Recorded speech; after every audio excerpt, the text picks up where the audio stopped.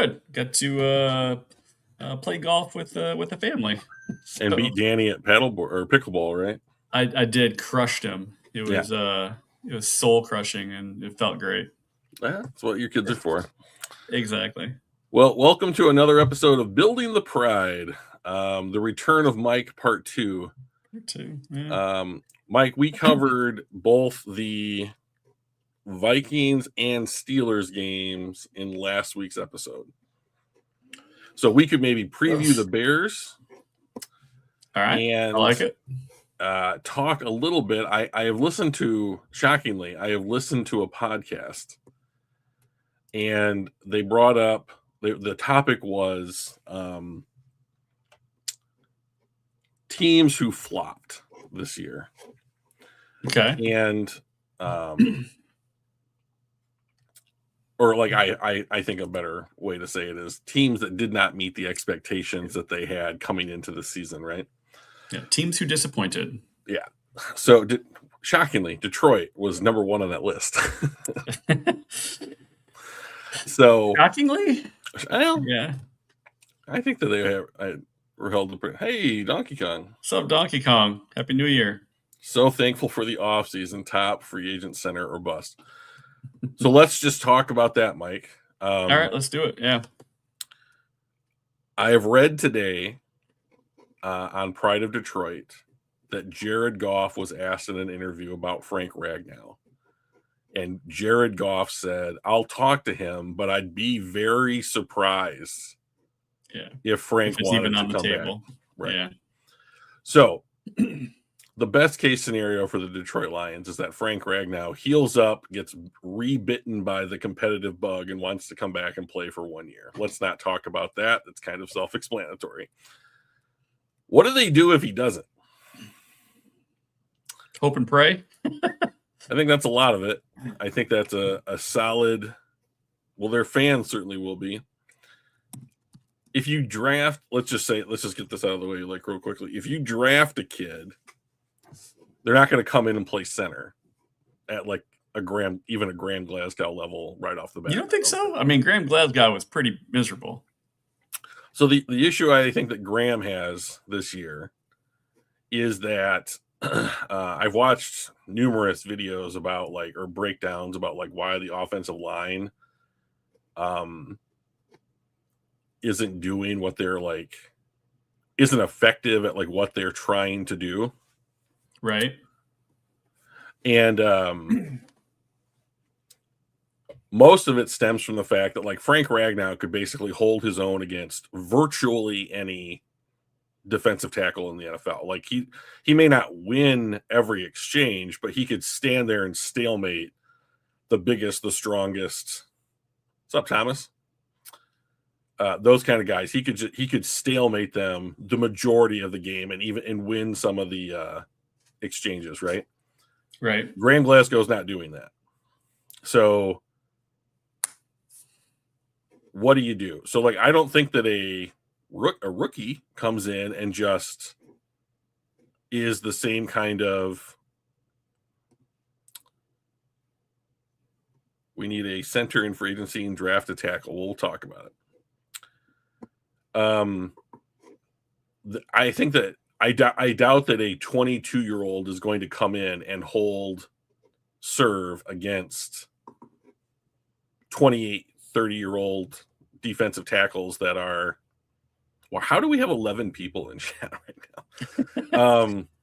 What's up, Mac Attack? Everybody's got the day off. It's Thomas Zwar's birthday. Happy birthday, Thomas. Happy birthday, man. I am the one who fantasizes about Xavier's singing love, hate, and a deep morning. But I don't know what that means. But I don't think a 22-year-old kid's going to come in and be able to stand up physically to grown-ass men, basically, who know what they're doing.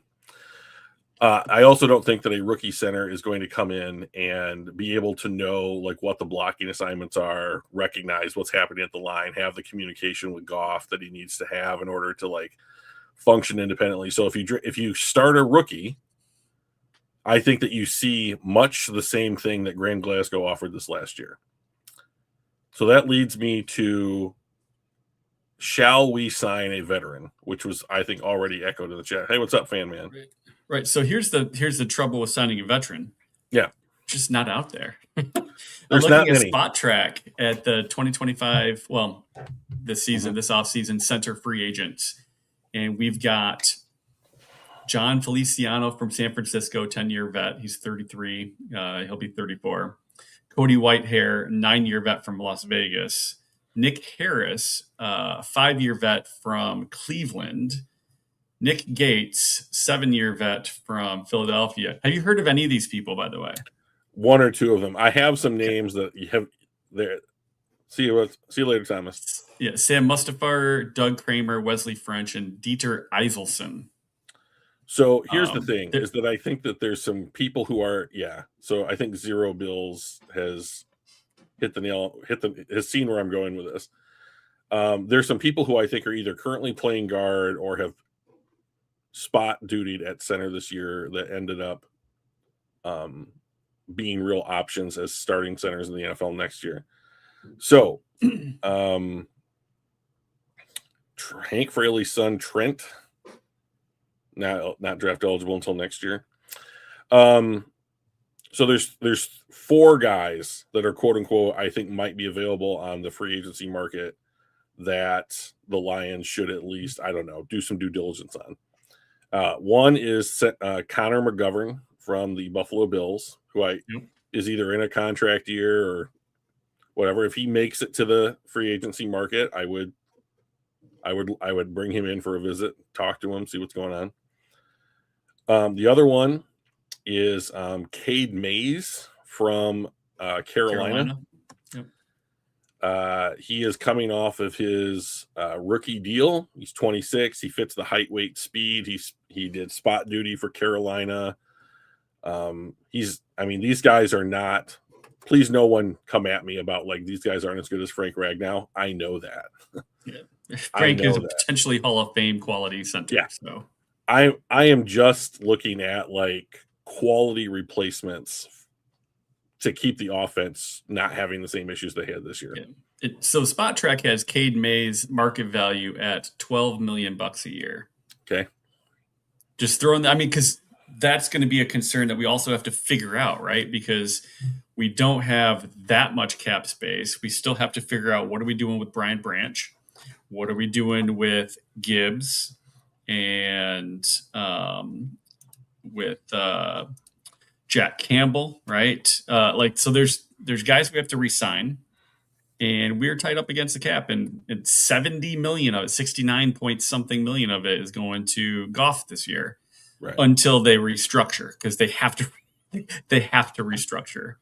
But like that, so that is a concern. So yes, we have to. It'd be great to go get these guys, but like $12 million for a center isn't cheap. And do we have that room? I'm not saying we can't do it. I'm just saying that there's a lot of things going on there that we have to figure out all at the same time. I agree. So I am not a fan of A to Z Sports by any stretch of the imagination, but one of their guys was like, the Lions can open up $118 million in cap space next season, and basically just outlined like, if you just went to the max and like restructured everybody for the max that they're eligible and like didn't re-sign player A, B, and C, you can get to 118 million. And I was like, cool, for a team that doesn't spend money in free agency traditionally. Like, seems on the nose. Great job, Max Crosby. So there's one other option I think that's available, and that is trading for a center. And the guy that I'm going to recommend is Eric McCoy from the New Orleans Saints. They are not good. They're going to pick in the top 10 this year. They have finally started to address some of their cap issues, and they might be looking to move established players for draft capital. Brad loves to trade draft capital. So I was wondering, I think, so maybe this is what Zero. That's not Zero. That's, I hate that on your Mike, and you can see the chat, right? Yeah. Does your chat read as at and then all these people's names? Yes. Right. So like they used to have names, and that's how we learned everybody. because like at Zero Bills, I know him by some other name and I can't remember what it is. He had like a handle that for whatever reason YouTube no longer indicates. But but at Zero Bills here is like get the New Orleans center. So he either means trading for Eric McCoy, which I think would be a fine move, or they have a guy who is playing in place of Eric McCoy right now, Luke Fortner, who was a center for the Jacksonville Jaguars, who's playing this year. So I mean, like those are the options. And he's only this was his 4th year, so he's going into his 5th year for Fortner. So Cade Mays, Fortner, coming out of their second, they're looking for their first quote unquote real contract. So if we put that for any center that were quote unquote worth their money, we might say that that's $12 million, right? So the Lions are right now, as of today, $4 million under the 26 cap. And they do have like $20 million in dead money coming off the books. That'll help. They will have the rollover from this season. That will help.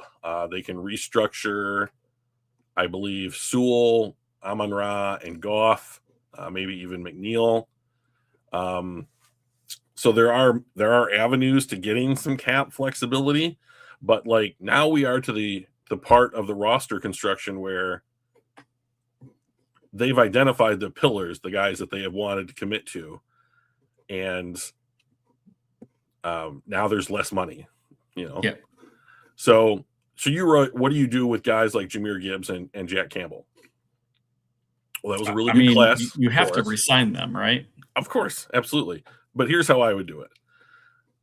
Brian Branch had the worst timing for his Achilles injury, right? Like at the end of the year heading into his contract season. Yep. So we have next year is the last year of his rookie deal, and then you have to make a decision, which means he's eligible to be extended at the start of next season. And same thing for Laporta. He's in the same boat. An Achilles and a spinal injury for those two guys do not leave a ton of confidence in, like, are you the same player when you come back, right? So that class might really just be Gibbs and Campbell. So here's what I would do if I was the Lions and I'm looking to free up cap space as the cap continues to go up and up every year. I would tag Campbell and Gibbs on their tags. Yeah. Because a linebacker and running back franchise tag costs you nothing. Now it's completely guaranteed, but I mean, compared to what those guys were going to make AAV on an extension, it's less. So you can get 1 year less of both of those players and then sign them to deals that they have definitely both earned. And then you get at least a year to see, like, does Laporta come back? We have another 6 months of medical. Same things for Branch. And then you can, like, give them both time next season to, like, reestablish their value. And, and I don't think they let either player go. No, but you can't. Right. But, like, too good. Can you give a guy who's, I mean, like we saw Aleem McNeil tear his ACL this time last year, and he's come back and played half the season and doesn't look good. So it looks like it's really going to be like, even though he quote unquote played this season, like he's certainly not the player that the Lions have committed all that money to. And like now it remains to be seen, like, is he that player next year? I think you're in the same position with Laporta and Branch this upcoming season. So there's no easy answers anymore, right? Yeah, and I'm looking at over the cap at potential cuts and savings, right? So we've got Taylor Decker. If we cut him, we have $11.9 million in cap savings. That's a big deal, especially since he took a step back this year, and there's rumors that he might retire at the end of this year anyway. And then Montgomery would be a $3.5 million hit, but I think we don't do that. We need him. He is that's too another integral to what we do. I figured you would. Graham Glasgow is a $5.5 million savings. I think that's probably going to happen, yeah. And Brock Wright is a $2.7 million savings. Those are the kind of the big ones where you actually get savings of real numbers. And obviously, if you restructure Jared Goff, you're looking at saving. I think his salary hit would be, or his cap would be at $40 million instead of the current $69.6 million. So we'd save about just under $30 million in savings if we restructure Goff. So you can do those things, and I think Taylor Decker and Graham Glasgow have got to be candidates for. And I forget who it was. I was just reading it yesterday. It was one of the higher end executives said you would rather move on from a guy a year too early than a year too late.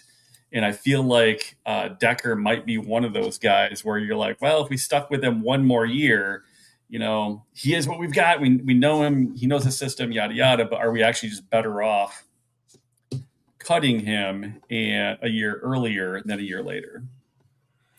So it's an interesting question. So like so Detroit fame. I want to know how much of Aleem looks awful is tied to the scheme change from TW to Casey Rogers. Who's TW? Tyleek, probably. Oh, sure. Should we expect to see another new 5th DL coach in 5 years? 2-gap scheme doesn't fit here.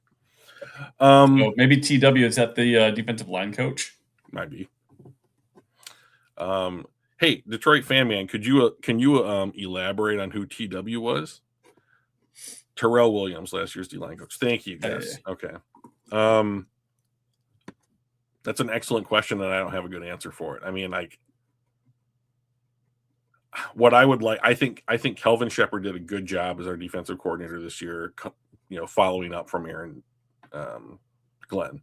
And but here, this is the next question that I wanted to talk about. Brain drain, right? So we lost Aaron Glenn. He took other defensive assistants with him to New York. We lost Ben Johnson. He took other offensive people with him to New York or to Chicago. And then you have to try and replace that. And it's not just I'm replacing the coordinators. You're replacing their support staff. You're replacing position coaches, that kind of stuff. So how does Detroit handle that? Well, I think Kelvin Shepard's done a nice job, and there's no reason to have him not be the defensive coordinator. Especially considering the injuries. Right. I think the more concerning side of the ball is the offense, where I think this season at least this season proved what the worst case scenario for what people were thinking about Ben Johnson, which was that he's the brainchild. He was the brainchild of the offense. I was hoping it was more of a collaboration between Campbell, Goff, and Johnson, and it looks like that pie skews so much heavier toward Johnson than it does either of the other two players or people. So DJ Reader is not Vita Vea.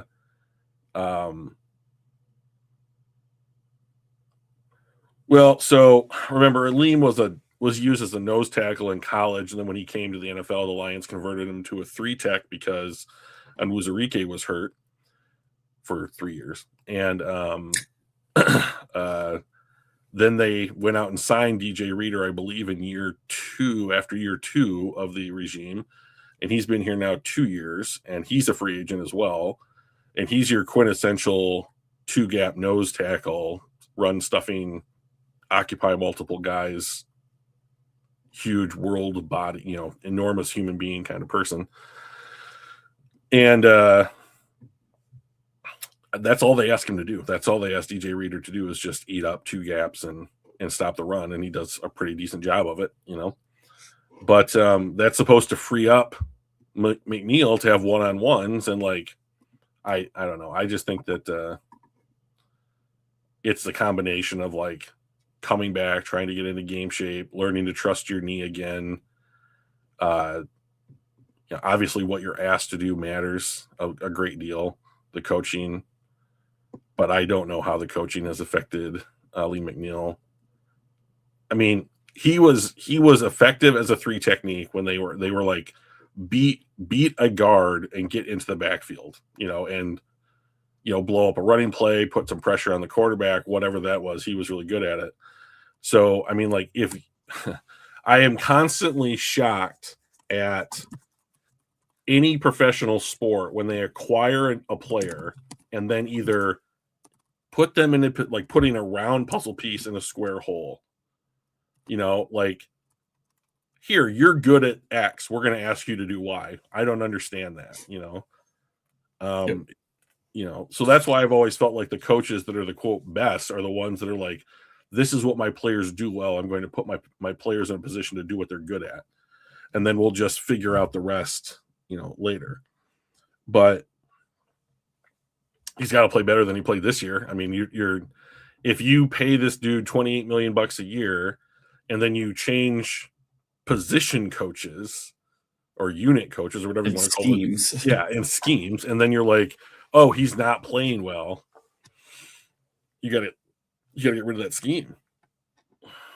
DJ is less important to keep than Roy. Hard disagree. Hard pass. If DJ was more important to keep than Roy Lopez would be the starter in the eyes of the coaches and the scheme and the team. I mean, DJ would be the starter? No, Roy Lopez. Oh, DJ I'm sorry, less important. Sorry, I misread less for more. I think that they will keep both guys, but like, yeah. I believe that DJ Reader, if DJ Reader and Roy Lopez were both to hit free agency, DJ Reader would have a contract late day 1, early day 2, and Roy Lopez is going to have to sit around and wait for people to figure out the spot. You know, yeah. Like he was allowed to leave Arizona last year. You know, like I like Roy Lopez. I think that he's a nice piece. He's played here, well, but he's a backup, you know, and DJ Reader is not. So I guess kind of back a little full circle-ish. Sure. What are your thoughts on Taylor Decker? Right. Assuming he doesn't retire, right? So if he retires, all this is moot because he's gone and we don't have anything, you know, nothing we can do about it. But assuming he doesn't retire, do we cut him? Do we draft his replacement and stick with him one more year? Like, what are your thoughts? Do we trade him? So I think that if with the retirement, like rumors circulating around him now for however long, I think trading him is a big ask, because if someone's going to invest in Taylor Decker, whether it's like giving up a draft pick and then hopefully wanting to sign him for, I mean, you're going to want him to play for you for a while, more than just 1 year, right? Yeah, unless it's something like we're coming up on the trade deadline and some contenders team's left tackle just took a shit and like they're like, oh, okay, Detroit maybe isn't in the playoff hunt right now. Let's see if we can we give up a 2 for Taylor Decker? You know, like then that would be that would be on my radar, I suppose. But like, you know, trading left tackles in the middle of the season never happens. So I mean, it's usually a off-season kind of scenario. So like, I think the overwhelmingly most likely scenario is that Taylor Decker returns to the Lions for 1 more year, and you know, or whatever, or he just retires like after the Lions have any ability to adjust for his absence, like Ragnow did. You know, and it's just like, oh, it's I have to think that Ragnow was letting Brad know, like, hey, this is something that's fairly likely outcome, right? If that is the case, that is an absolute crushing oversight by Brad Holmes. Like the worst mistake that he has made in the roster construction to date. Meaning not drafting a replacement, not having knowing that it's likely, kind of thing. If they were so confident that Graham Glasgow could step in for a season for Frank Ragnow, okay. But then you did nothing to address the situation beyond Graham Glasgow. Yeah. So then at least be like, we're going to draft Tate Ratledge and like we'll play him at guard and then cross train him, and just say that. I mean, I know he took some OTA snaps at center and they'll probably do it again this year. Do you think he's our next center? He might very well. Dan's already come out and said, like, because he's getting asked about it because, you know, they're out of the playoffs. So like, let's talk about offseason stuff is already happening for, you know, in the press corps. And he, you know, it's like, well, you know, Ratledge or whatever. And like, but like, I don't think that they will know until they get into the, you know, they're talking about like this is our plan C, is to like have Ratledge cross train at center, and then we'll move forward. Like, but Dan said, he's like, I think he can be a good center. And I was like, okay. I mean, like, okay. But like, I mean, round 2 is just sitting right there, I mean, like, there's going to be three centers maybe in round 2 that you might be able to draft. I mean, it's not a good year for centers. And like, here's the other thing about centers is that the Lions, like Ragnow was like 6'5", 330, close to 340. Like, he's enormous. Okay. The college centers are not asked to move dudes off the ball anymore. They are asked to pull, to hit and get to the second level. They are like outside zone centers, right? So they're like 6'3", 300 pounds. So everybody that's like Tyler Linderbaum, who's coming off of his rookie deal in Baltimore and is not likely to get tagged because of the way that like offensive lineman tags work.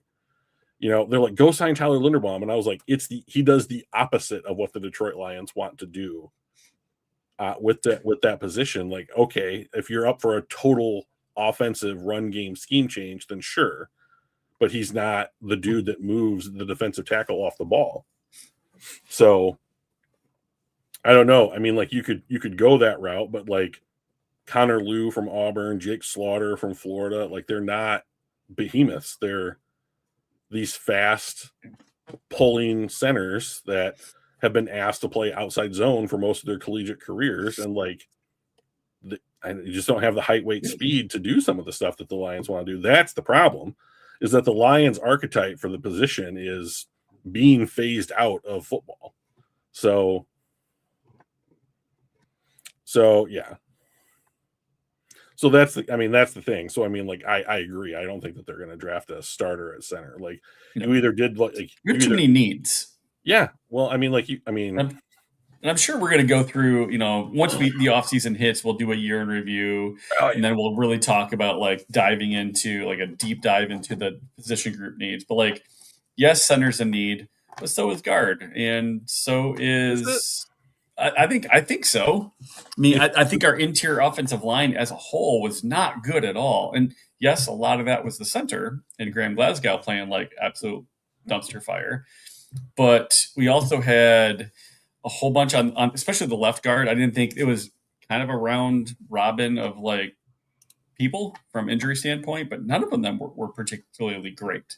So getting stronger at guard is, I think, going to be important. Figuring out what's going on with our left tackle is going to be important. That's just on the line, right? And then we haven't even talked about the defensive side of the ball and the depth that we need there. And, Trayvon Diggs from Dallas was just cut. Like, is that something? Is he better than Reed? No. Reed was horrendous. Trayvon Diggs is a chance-taking, poor technique idiot who just the Cowboys let go in the middle of the extension that they signed him to. Like, if that sounds like a Detroit Lion, like, I don't know what we're doing. But like, did you hear the backstory around that? I heard a little bit about it, but I mean, like, anytime that a team cuts a player in season for like, hey, he's healthy and can play now. He was hurt previously. Yeah. We just don't want him on the team anymore. Like, that is. I wonder how. I mean, so like Micah Parsons, they traded because he was, a locker room cancer and blah blah blah. They cut Trayvon Diggs, and I'm wondering, is it really those two, or is it just the team and the ownership? Because like the backstory that I read on Diggs' cut was after the Christmas Day game, they were in DC, which is where his family's at. Okay. He's like, hey, can I stay here with my family? Because otherwise I go back just to take the next flight back. And they said no. And those kinds of things happen all the time where they ask for family things, especially around the holiday games, and they're usually granted, but they said no. And he's like, but they're all here and I can fly back with a team just to jump on a plane to fly back. But like, that doesn't make a lot of sense. And like, yeah, still no. And so I wonder if the organization is just that bad that people aren't necessarily locker room cancers or like bad people. It's just people fed up with the organization and the leadership there. I mean, it is Jerry Jones after all, right? Yeah. especially So lately with the type of people. Like, as far as I know, Micah Parsons has never been known to be so horrendous that you just have to trade him and not like do what you can to keep him. And then this year, I don't know, seems very very much a trend. I'm going to push back on the we need help at guard, and here's why I'm going to push back on it is that Ratledge was a rookie, and Christian Mahogany was a second year player who played 2 games his rookie season. They're just new. Like, that's the problem. I mean, like, I think they both. I mean, consistency as a unit is one of the most important things in football for an offensive line. You want the same 5 guys playing together continuously, right? Right. Obviously, that didn't happen this year. So, like, you have a Hall of Famer with Penei Sewell at right tackle, right? You've invested a second-round pick in Ratledge. It was his rookie season, whether he is a right guard or a center next season, whatever he's playing. So, and then Mahogany missed like 7 games. This is 7, 8 games. So, like half the season, basically.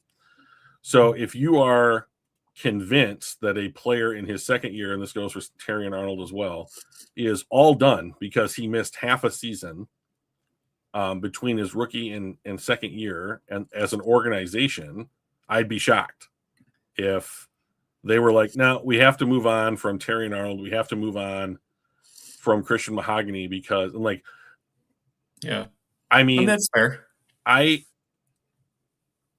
So then if you have doubts at both of those positions, I don't mind bringing in guys to compete with those players. Like Mahogany was like a 6th round pick, you know. You got to have quality starting corners in the league, you know. And so, like, you know, they have drafted Ennis Rakestraw. He was hurt. He's in the same position as Mahogany and Arnold and all these other guys. And so, like, he might come back next year and play well and be like, okay, like, he might be a guy that we can count on. You know, Arnold might be completely healthy for a year. Mahogany might be completely healthy for a year.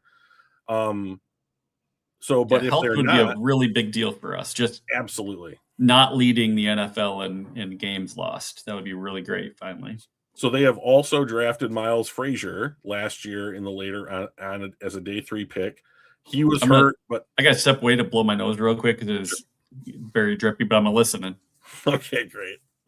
So, like, they've drafted Miles Frazier. That's another body there, you know. And I think that you want to keep the first contract players that are also young, growing, learning, and cheap on the roster and see if they improve, you know. But like, if you want to bring in a guy that can quote unquote compete with or replace Ratledge at right guard or compete with like Christian Mahogany at left guard, that's fine.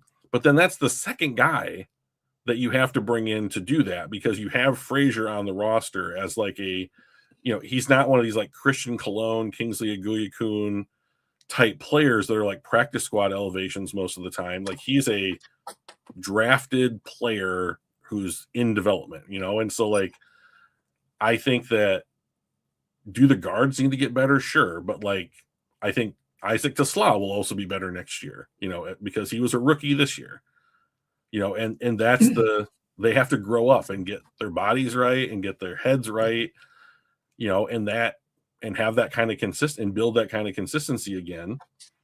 But like, I'm willing to let Mahogany start at left guard and Ratledge start at right guard again next year because they've, you know, they haven't played a full season.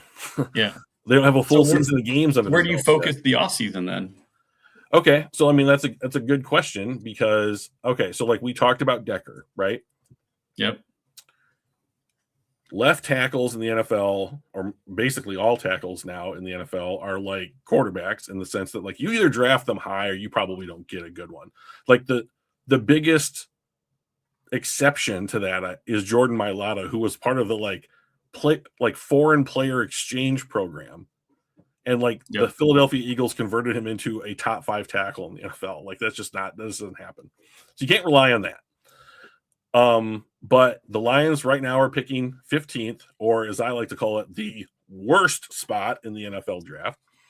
So, and this is a bad tackle class, and like left tackles, the quality left tackles, yeah, Quality left tackles don't make it to free agency, so you're not going to get one on the open market, which means you either trade big for an established left tackle, or you have to draft one. And there aren't any I don't think there are any to draft this year. So that means you either move Penei Sewell to left tackle and draft a right tackle, of which there are many quality right tackles in this year's class. And I hate that idea because I think that he is a Hall of Famer at right tackle, and he is way better at run blocking than he is at pass blocking. And I would rather have him run blocking than pass blocking, I guess.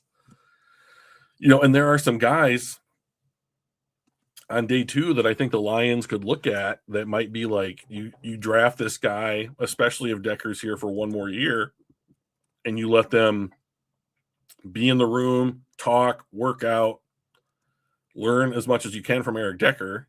God damn it, Taylor Decker. It's been a while, Drew. It's been a while. I still can't do it. and then you're like, we're going to go into 2027 with whatever second or third round pick we've had apprentice under Taylor Decker for a year, and we're going to see how that works, And if they're not good, they'll move up in the draft and have a better chance of getting one in a better class with a better pick. And if they're not, then you're winning games and you have probably solved the problem. So the problem that I have with the Lions right now is that they're an NFL mediocrity. This is the last place that you want to be. You're 500, and which direction do you go? Yeah. My choice is always like try and get worse so that you can get better faster. So you're rooting for a loss against Chicago. I there is no reason to win that game. There's zero. I just want to make sure that there's no long-term injuries. Yeah, agreed. Right. The worst thing that you could have happen would be for Jamison Williams to pop his Achilles, or Jahmyr Gibbs to dislocate his shoulder, or tear a hamstring or something like that. It cannot happen. Right. I mean, Miles Frazier played tackle at LSU. He has experience there. I mean, this is why you draft these kinds of guys, in the NFL. I mean, the other thing, that we haven't talked about yet is Giovanni Manu is still on the roster. I mean, I don't think that he's a big part of the Lions' future. I think that he's future Dan Skipper at best. But I mean, and this is the other thing we've talked about, depth and needing kind of players. In the last 2 years, Brad has traded 4 third-round picks. Imagine if there was a third-round pick at center, corner, safety, and tackle on the roster right now. I mean, wouldn't that be nice? Here's a fun little thing. 2 years ago, the Lions traded up just a couple of spots to draft Terrion Arnold, right? Mm-hmm. So they traded a third-round pick to the Cowboys, which is pretty standard to move up in round 1. Right. To go get their guy, right? BPA. That's who was on their board. Their BPA on their board.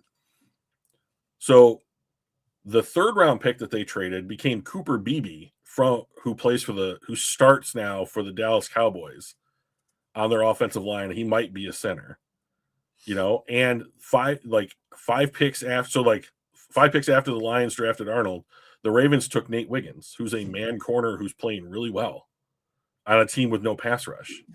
Right. So, I mean, if you had, say the Lions had kept that third round pick and had Nate Wiggins and Cooper Beebe on this roster right now, we would be 2 spots less with question marks on it. I mean, and that's the problem. They traded a future third round pick so they could draft Giovanni Manu and develop him 3 years ago, and that has worked out incredibly poorly.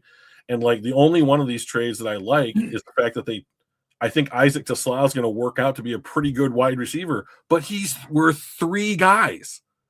They traded. And we actually have to use him. Yeah. So they traded 2 third-round picks and then used that third-round pick in order to go get him. So 3 third-round picks to have Isaac TeSlaa on this roster. And I like that kid, but he's got to be on the field. And I don't understand why he's not, because last year they had Tim Patrick, who's in the same physical mold as TeSlaa, and ran the ball really well. He was basically like a small tight end that they would put out there. and they just don't do it. They finally had to put him out there when Khalif Raymond got hurt because for lack of options. But like, so I know we're kind of jumping all over the place here, but like, what do you do about Taylor Decker? Like, there's a kid from Utah. His name's Spencer Fano. He's 6'6", 300 pounds, so he's super thin, but like he's the best tackle in this year's class. And like, I think he's not going to be, unless we package a bunch to go up and get him. He's not. Well, I mean, that's the thing. Like, I think that he could be on the board at 15, or he could go at 6. I don't know. Right. But like, well, that's the trick with the draft in general, right? Yeah. Like you make your best guess based on the scouting that you've done, the film, right? Yep. Whatever's been put on film, the needs that you have, and that's it. It's other than that, it's a lotto pick, right? Yeah. Like you don't know who's going to be good. Everybody that has great measurables, great this, that, or the other thing could be Ryan Leaf, right? Yes. Where you're like, yeah, should be Peyton Manning or Ryan Leaf? Well, I don't know. Let's go 1-2. Like Peyton goes first, Leaf goes second, and Leaf was out of football in 3 years. And Peyton is, to me, the greatest quarterback to ever play the game. Not the winningest or the most successful, but I think he is the best. So, like, to me, they're two different things. But like, you just don't even know. So I'll be curious to see what we prioritize this offseason. Yeah. So like, I think heading into this next year, like, I want some kind of consistency. Like, do you go back? Do you pilfer some dude off the Bears offensive coaching staff to come in and be the OC? Like, I think Morton's done. I mean, like, I can you give this guy back the play calling duties next season after you like took him away and #quiet fired him? I mean, like, so here's a question for you. Like, Sean McVay, Andy Reid, they call their offensive plays, but they still have an offensive coordinator, right? Yep. So like, there's more than just calling plays that the OC does. I don't know from a like Johnny Morton standpoint if he's doing the rest of the OC job really, really well. Does it matter that Dan took over play calling, or do we actually, or is that just like the biggest, most visible sign that you're not fit for the job, right? Because the rest we just can't see. That's all the iceberg under the waters, all the other things that the OC does, right? We just see the tip of the iceberg, which is play calling and the result on the field. So that's one of my questions is he actually on the hot seat? Is he going to be replaced this offseason just because the play calling wasn't as good? And don't get me wrong, we were still top 5 in the NFL offensively when he was calling plays. But like, obviously there was a reason why Dan took it over also. So is that enough to one aspect of your job that your head coach is doing that many other head coaches also do? Is that enough to fire you? I don't know. Well, they went outside the organization to get him, right? So ish. Right. So inside to outside, back inside. I don't think that the offense can look the same next year that it did this year. I don't think that that's the case. I don't think it's going to look like it did when Ben Johnson was on the roster. So like, is there someone that you could promote within, like as a play caller and like scheme setter for this group? I don't know. I don't think so. I mean, I don't think so.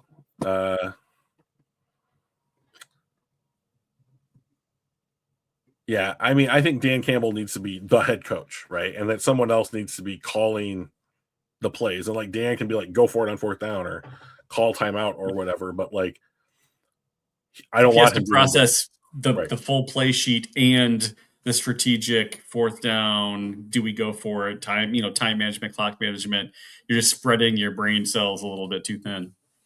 Yeah, exactly. So like, I don't know if it's like, can we go out and poach can you poach a college coach that's like a offensive mind? Like, can you raid the Denver or Chicago coaching staffs for like one of their up and comers and like give him a chance, more responsibility? I don't know, but like, I think they have to make a change. I just don't know what it should be. I don't think that like it can be Dan Campbell and John Morton running the offense next year. I just don't think that that's.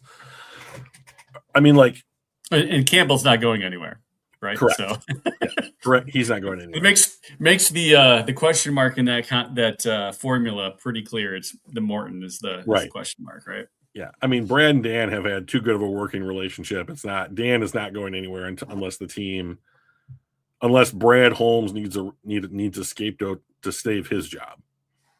Right? Yeah, we're nowhere close to that. So, yeah. So I do think they need some kind of like new blood, offensive play calling, offensive scheme personnel to come in and do it. And I mean. But so let's talk about the defense. We haven't talked about the defense. I still so if the Lions start the following 4 players on their defensive line next year, I'm not too upset. And that's Hutch, McNeil, Reeder, who you'd have to re-sign, and then Al-Quadin Muhammad, who I think has completely earned at least one season as a full-time starter and not like a Marcus Davenport type. I'm going to look up Al-Quadin Muhammad here just real quick. But because I think while you're doing that, one of the things that I was thinking about right back on offense real quick is we were talking about Tisla and like that. We think that he's going to be good. And I was looking at where'd he go? Isaac Tisla. He has had 394 total snaps this year so far. Yeah.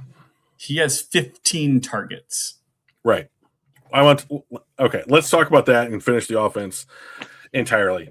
Let's just use him. That's why we got him. It's crazy. 0.5%.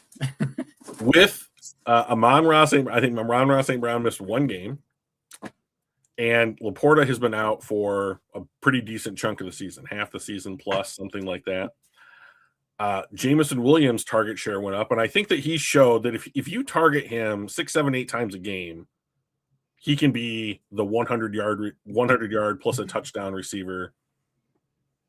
I'm very much a pro Jameson Williams guy. Yep. Same.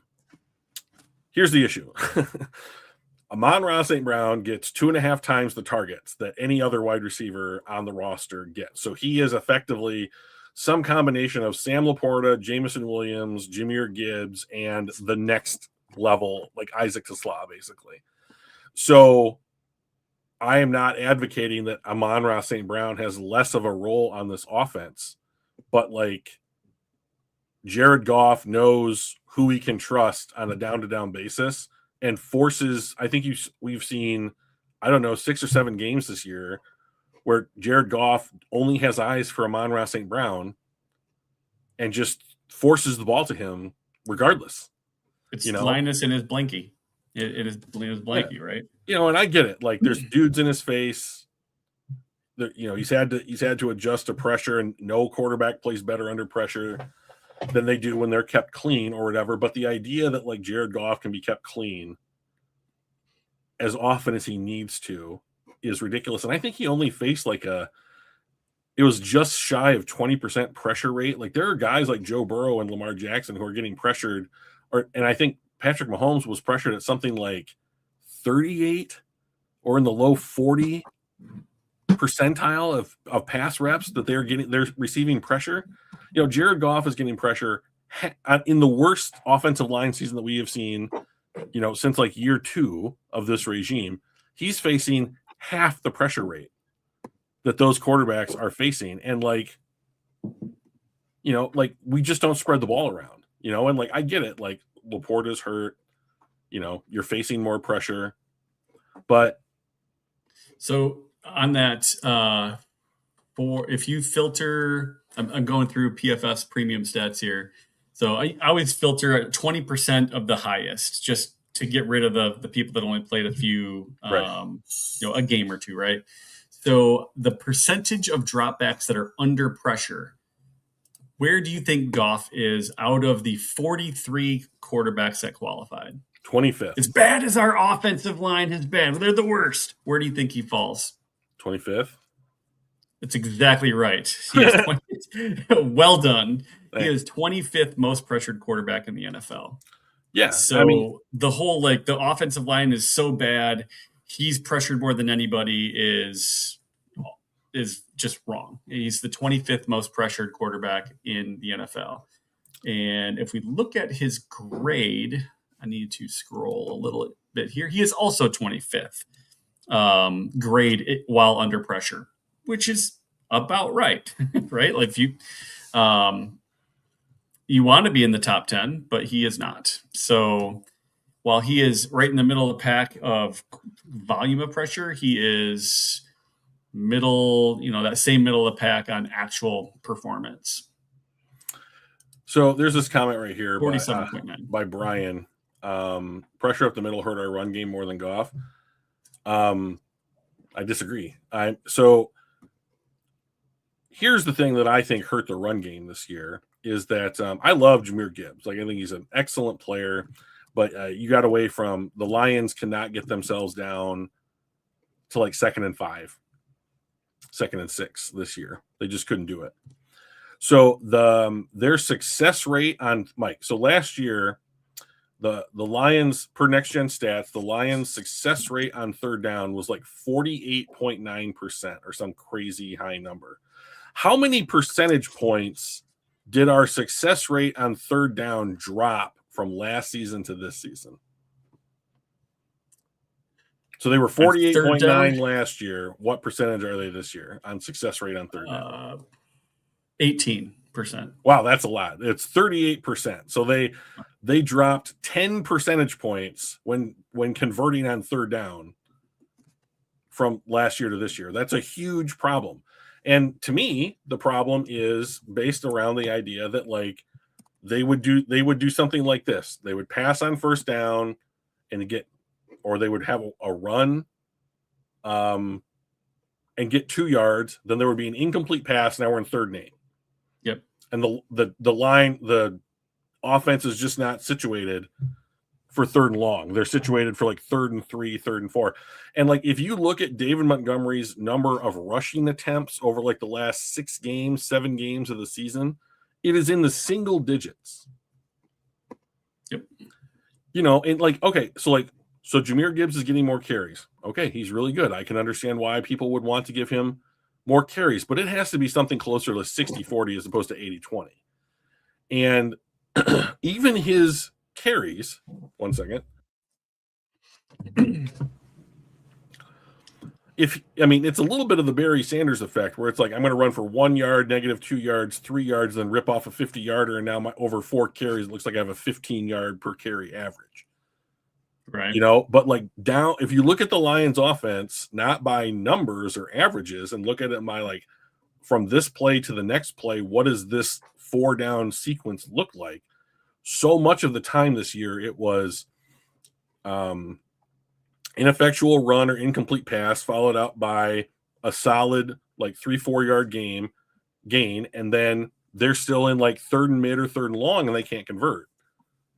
So now we're into the 4th down conversation or punting, and like for whatever reason, I like going for it on 4th down. I don't mind being the most aggressive 4th down team in the NFL, but I also think that like you have to win those 4th downs. Yeah, you have to win those 4th downs, and so many of them this year were just running Gibbs straight into the line, and I'm like, that's the wrong guy, in order to get 4th and 2. And the wrong location. Right. Just based on the way our season went and our IOL went, it's just don't run it inside. But to your point, it might not necessarily be a incompletion, but it might just be a 2-yard pass, right, or a 3-yard pass. We're not passing downfield to get those shorter 3rd down distances. And like, I understand that, like, yeah, you go from Frank Ragnow and Kevin Zeitler to Tate Ratledge and Graham Glasgow, there's going to be a drop-off. If your offense is so affected by your center and right guard that it looks like this as opposed to last year when it looked like with those two guys, I would argue that there's some other fundamental flaw in the offense. A center and right guard should not affect the offense to the level that it did this year. So, like, whether it's running the ball, whether it's passing the ball, or whatever, like the fact that like they have dropped off so hard from what they looked like last year to what they looked like this year is extraordinary to me. And like I think that they consciously went away from players and like became more one-dimensional with what they were trying to do. Yeah, it was either Gibbs or St. Brown or nothing. Right. I mean, like, I think that is largely what the offense is. So and going back to the Tesla, right, and how much we use him or don't, we're looking at targets. So Amon-Ra St. Brown had 157 targets, fifth most in the league, actually. Who was, you would think our second best receiver, Jameson Williams, would be our next highest targeted. It's not. It's Jahmyr Gibbs. Right. So our next highest targeted receiver for Detroit is Gibbs with 89. So, which is almost half of what St. Brown is. Right. And I have to scroll down to Jameson Williams. He had. This is incorrect, by the way, just FYI. You're right. I had it sorted on the wrong thing. So St. Brown had 157.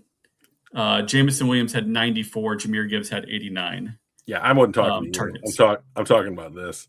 Oh, gotcha. C plus any other downgrade can cause this? Sure. I guess. I mean, find me another. I mean, the Chargers lost both tackles, and their interior line is trash, and they're in the playoffs. So, I mean, counterpoint, go ahead. I mean, I honestly believe that if your offense literally takes a shit because you lost a center, that I think there's some other fundamental reason why you're not being successful. You were being propped up by that position.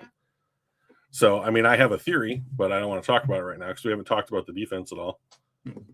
So I'll finish on the receptions or the targets. So we got St. Brown with 157, J-Mo at 94, Gibbs at 89.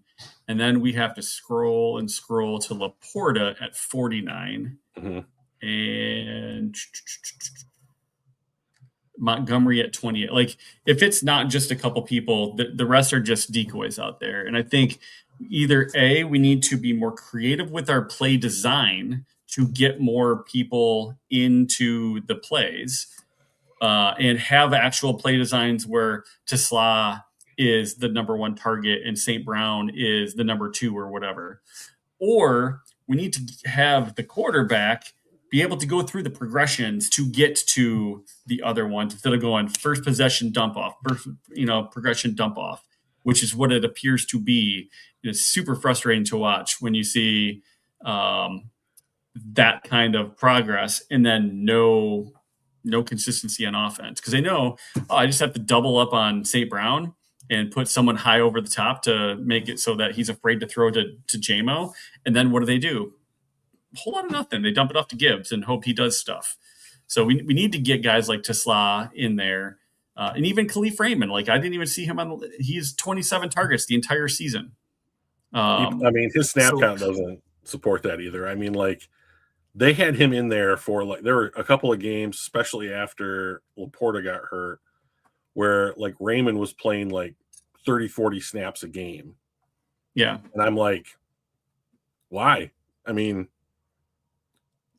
his skill set largely replicates what Jameson Williams does.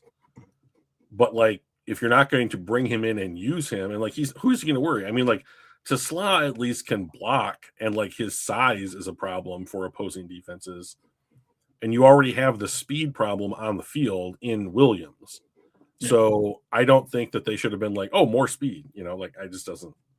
Yeah. You have Gibbs and Williams on the field all the time. Like, you have plenty of speed. So let's talk defense. Yeah. Okay, I'm going to start. All right. Aiden Hutchinson per PFF has 15 sacks this season. It's his best sack output of his career. How many sacks did Al-Quadin Muhammad have this season, Mike? Don't look it up. Just guess off the top of your head. I want to say it was like 11. It was 12. You did a really good job. That was real close. So, like, here's the other thing too. Like, I think that this is kind of telling here. Let me see if I can get snap. Okay. How many snaps has Aiden Hutchinson played through week 17 of this season, Mike? 650. 960. 960. All right. Yeah. How many snaps has Al-Quadin Muhammad played through the same amount of time, Mike? And by the way, 962 for Hutch is the number one most amount of snaps in the he's NFL. Number one by a mile in the defensive. Yeah. Max Crosby's 2 at 935. Yeah. He's got like an entire game's worth of snaps and more. AQ Muhammad, if Hutch is at 962, I bet Muhammad's at 300-ish, maybe 1 out of 3 snaps. 440. 440. Okay, a little bit more.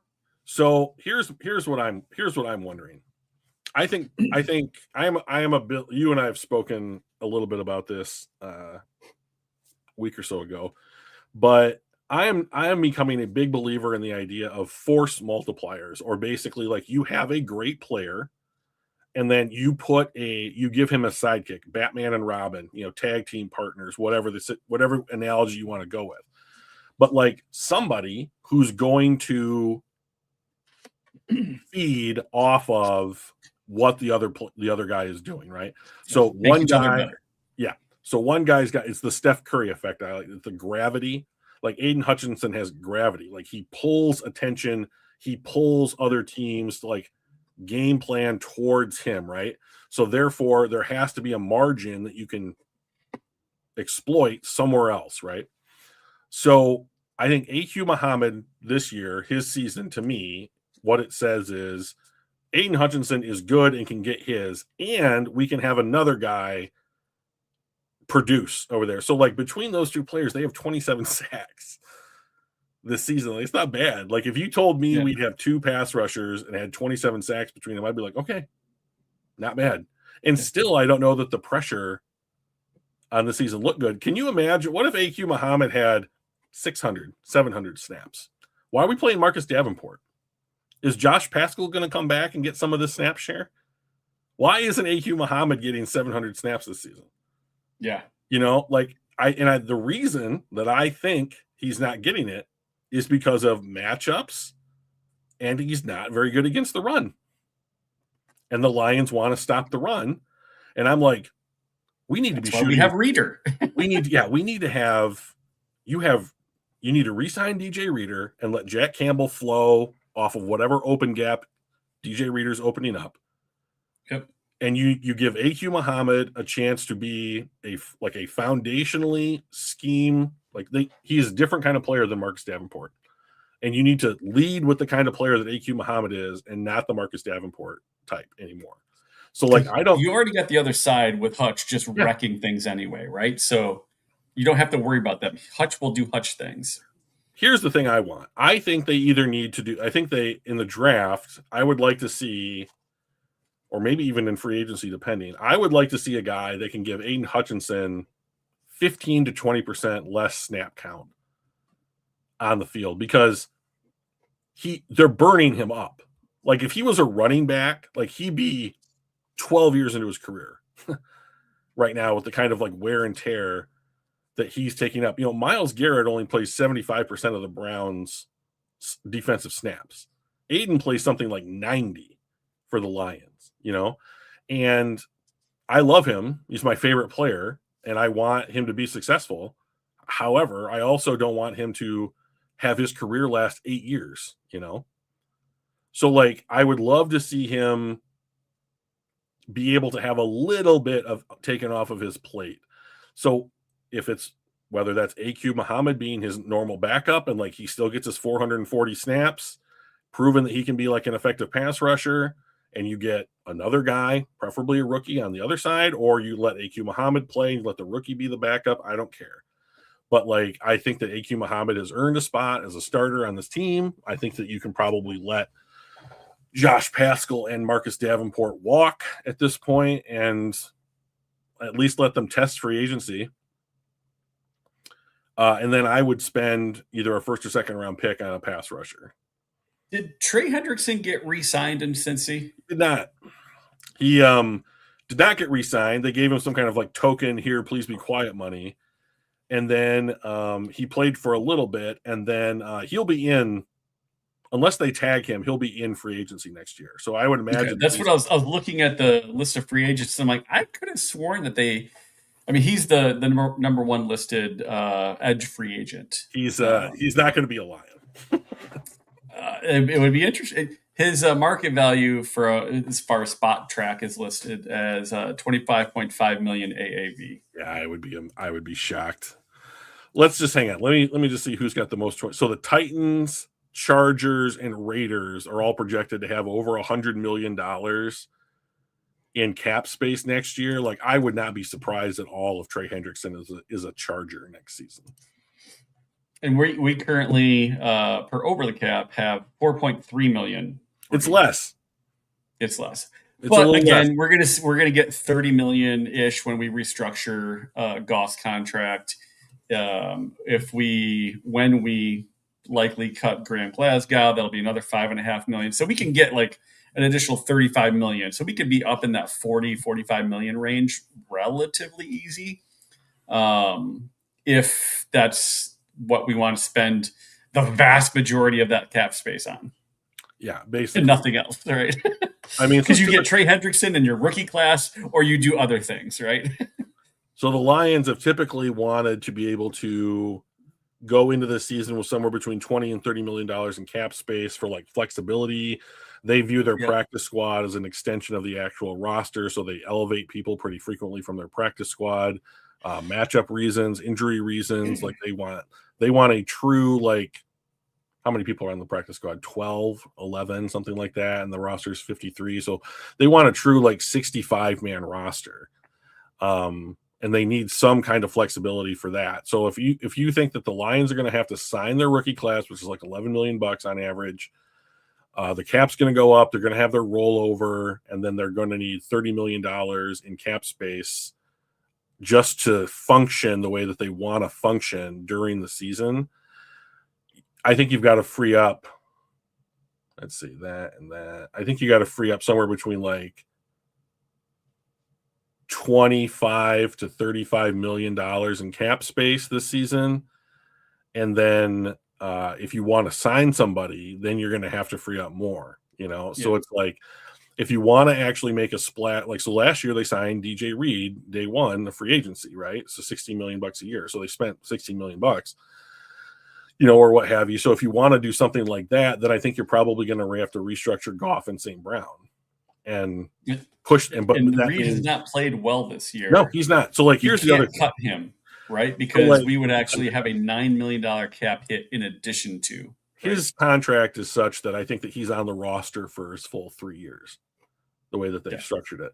So the whole secondary got hurt at some point this year. Like, both safeties are out. DJ Reed missed 8 games, I think, and then Terrion Arnold got shut down for the season, having played intermittently in between that time. So like, I don't think that DJ Reed's any better than Terrion Arnold at this point. I mean, like, having watched them both play on the Lions secondary. Will Brian Branch be the same? Will Kirby Joseph be the same next season? Like, Kirby Joseph last played week 6. He's not going to play the last game of the season. And like, his knee injury is like Frank Ragnow's toe. Like, it is a lingering, non-fixable issue. So he is going to have to just manage the pain. Or retirement, even. Right. So, I mean, like, you literally just paid him. And do you know how medical retirements happen? Do they hurt the cap? Do they not hurt the cap? Do we get relief? Do you know? Well, so what I know is that over the cap doesn't have a like if they retire button. Right. So like I imagine that there's something like I imagine that you're not just I imagine that you're on the hook for the guaranteed money. I mean, you promise that money. But like even the Lions contracts for like Penei Sewell, St. Brown, and McNeil, like all that guaranteed money is like up after this upcoming season, and they don't have any more guaranteed money on their contracts. Like Kirby Joseph's contract's very interesting. Like he's not paid more than like $7 million a year, and then like the bulk of his contract is on the books in the first void year that he would have. So like it's, he was a steal if he was healthy, and now he's not healthy. So I don't know what that looks like, but like the Lions can look, I mean, you could make a case that like every position in the Lions secondary needs a new starter, and like Amik Robertson is like 27, 28 and like has proven that I think that he can be a starter in the NFL. And like, there's no guarantee that the Lions re-sign him. Like he might be an $11 million a year guy for the Chargers or the Titans or somebody who's like, well, you're feisty and can play, and we'll take you because you're on our timeline, and we need some vets in the room or whatever. Like there's a real chance that like Terry Arnold and DJ Reed come back and they're healthy next season. The safeties are a huge question mark. Brian Branch will clearly not play for at least half the season. Kirby Joseph will have to wait and see, and then Amik Robertson might be playing somewhere else next year. So you might need effectively 3 safeties, to just, and so like, okay, so Avonte Maddox has played relatively well with like one exception. I think you can have Thomas Harper on the team in some way, shape, or form, He's but played like serviceable. Yeah, he's been serviceable. But like I think these guys have also been like, because they got playing time on the field this year, I think that is an invitation for other teams to be like, okay, you were a practice squad guy for the Lions. How about you be our like third safety and get like almost starter level snaps for the Atlanta Falcons or somebody, somebody like some mid-tier other NFL team with some money to spend. Like they might be upgrading their depth by poaching guys off Detroit's effectively practice squad that the Lions had to turn to. And now you're really fucked because it's like, our starters were out, our backups played mostly starter roles, and then we supplemented our practice squad guys became our backups. And now, our starters may not play or not be good. And then like most of our backups and practice squad guys got contracts somewhere else, like you don't want Thomas Harper to be a day one starter next season. I don't. I mean, nice job, kid, but like I just don't want him. I don't want him to be a starter. Yeah. So what do you do? Best that we've got, right? Right. I don't want Chauncey Gardner-Johnson back on the team. Like, like so. And I did find out a little bit more on the medical retirement stuff. Oh, so, medical retirement / injury settlement. What happens? A player and team agree the player cannot continue playing. Players paid an injury settlement, often equal to the remaining guaranteed salary. Players release. The cap impact is guaranteed salary paid counts against the cap. Any remaining sinus bonus accelerates immediately. Resulting charge is dead money. There's no cap exemption simply because retirement is medical. There's a difference between that and a post-June 1 medical retirement, apparently. If the team designates the release or retirement as post-June 1, the cap impact for the current year is only that year's signing bonus proration counts against the cap. Future years signing bonuses accelerate into the following year. So it gives like the immediate cap relief for year 1 if it's post June 1, but not for the next year. Everything kind of falls into the following year. So just FYI. So I have more FYI. Breaking news. The Browns have signed Kingsley Aguiakun from the Lions roster. So our starting center squad last week is no longer our starting center. Yeah. So apparently, Colton Pouncey, who is the Athletics Detroit Lions beat writer, has said that Kingsley asked Dan if he could guarantee a starting spot for him this week, and Dan said nope. So Kingsley was like, I make no such guarantees. He has been a practice squad guy and like elevated to like game day rosters on the better part of like 3 years now on this team. So I mean, like, so like Tom Kennedy. Yeah, Tom Kennedy. So like Craig Reynolds is a New England Patriot. He's not on the team anymore. And like so like you've seen an uptick in other teams signing Lions practice squad players, which has continued to hurt our depth. So Mike, can we do a mock draft, Mike? We could do a quick mock draft. Okay. Will you set it up? You're so good at it. I will do that. Un momento. So, Mike, I want PFFs? to do trades in this one. All Okay. right. Are we going to do PFFs then? Sure.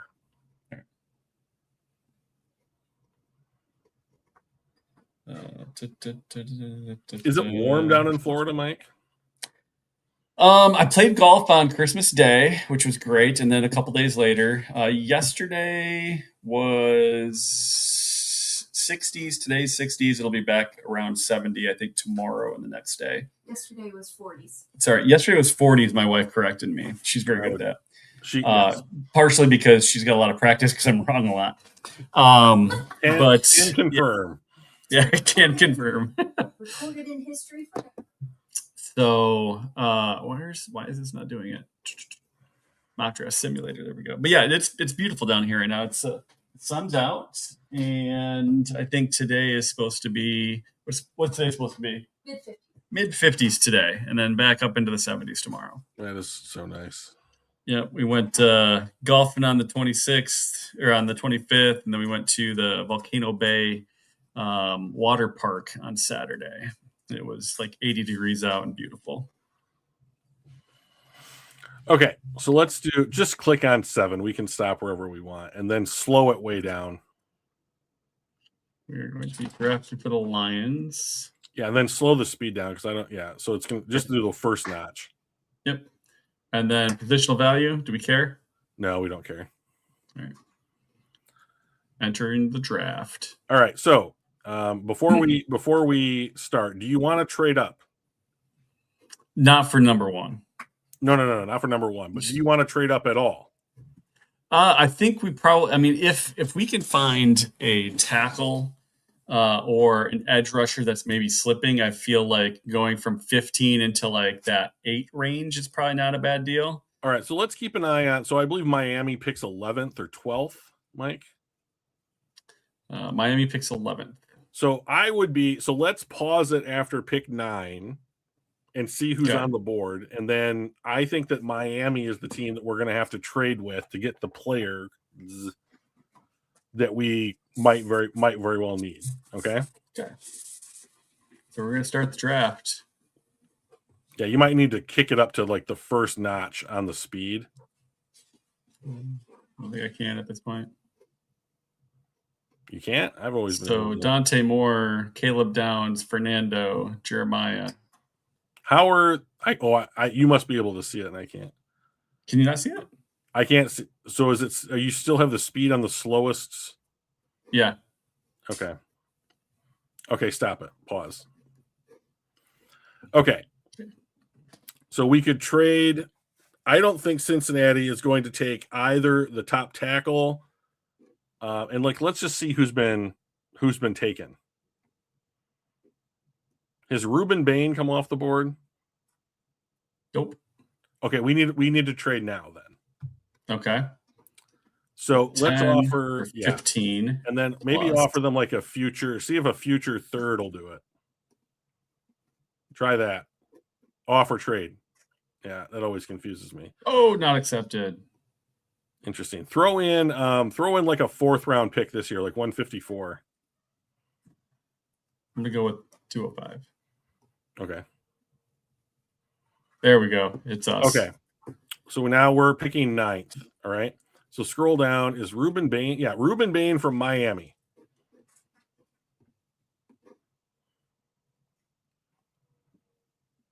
From the real U of M.